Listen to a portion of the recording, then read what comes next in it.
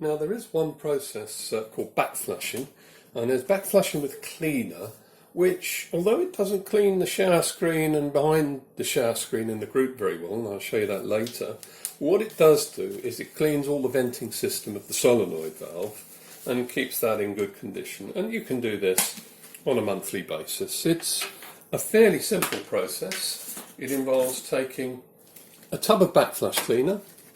I use Pulicaf, but there are others. I just prefer Pulicaf. I take, got my brush with a little scoop. It's about half a teaspoonful. So I take half a teaspoon of backflush cleaner in my coffee tool. I put it into a blank disc, a disc with no holes in it. It's a metal filter basket, but it has absolutely no holes. That's because I'm going to lock it in the group like that. And one of the things I'm going to do with that locked in the group is switch the machine on and allow the group to come up to pressure.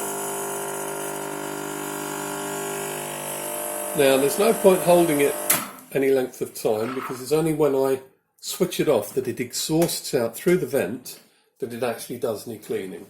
And this is the point at which I need to wait 20, 30 seconds, maybe even a minute, for that fluid that's gone back through the vents and through the solenoid to work, loosen up the oils and do its cleaning. If I flushed again immediately, it wouldn't do much of a cleaning job. So we wait. And obviously the shower screen as well is being bathed in it there, and this will actually be full of water. I'll show you. If I carefully remove it, you can see there's actually liquid in it, and still there's cleaner in it. So what we're going to do is we're going to do it again now.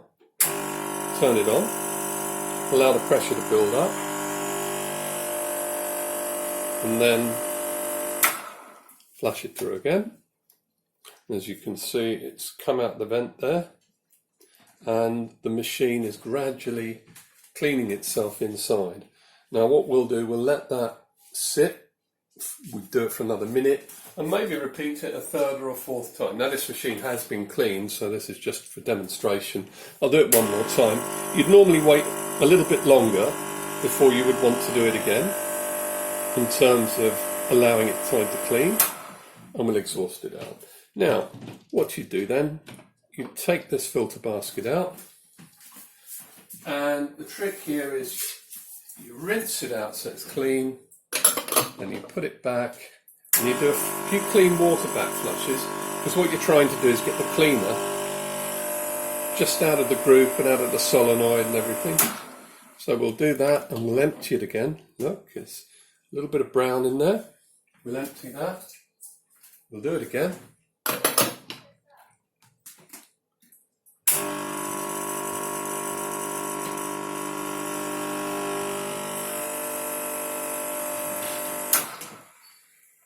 And we'll look in again, and it's still a bit brown, but we'd do it maybe a couple more times and it would be clean.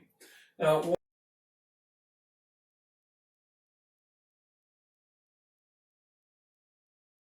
one of the things that I have done already with this machine, and I do it every day or every 2 days, is clean the group gasket, the shower screen. But I'm just going to show you how that is done on the Minima. There's a couple of little gaps there. It's hot at the moment, but it doesn't matter. Put the back of the spoon in, like that, and just leave it. As you can see, it has a little groove on it. It's a bit hot, so I'll hold it from here. That's the shower screen. Has a little groove on it. It gets dirty back in there, and some coffee oils. And also the dispersion disc under there, which I can't easily show you, but if you bend down and look under it, that'll get a bit dirty as well. I'm going to give that a quick wipe as I've got it off. I'd use a cloth, I'd have a bit of washing up liquid on it, or detergent. I'd give it a wipe. Can you see the brown? I'd also go inside the groove, and you'll see that under there where the gasket goes.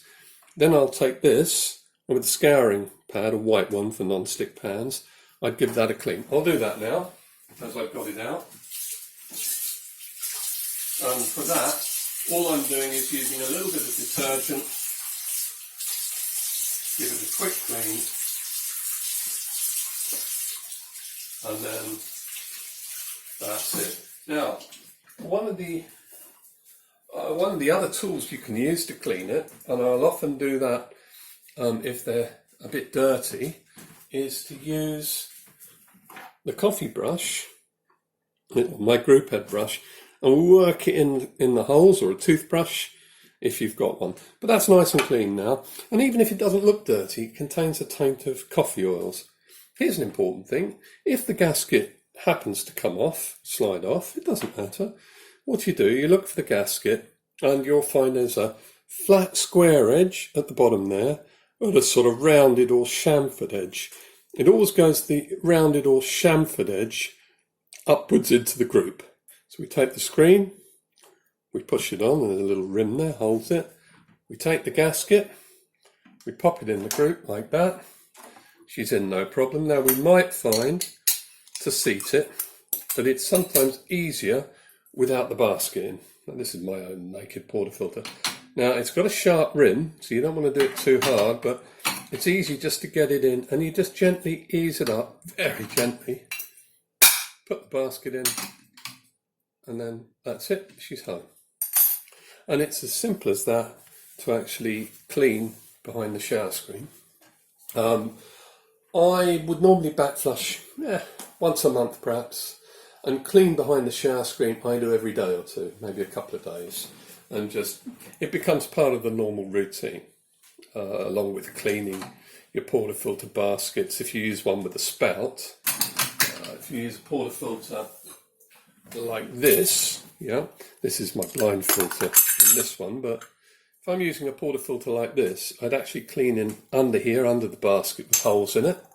I would actually get a little brush, clean inside the spouts, clean down the hole, clean inside the spouts, clean everywhere there, and then I'd put the basket with holes on it back and do my shots. The advantage of using a naked portafilter is I can clean the basket without having to even remove it. There's no portafilter inside or holes to clean, spouts to clean.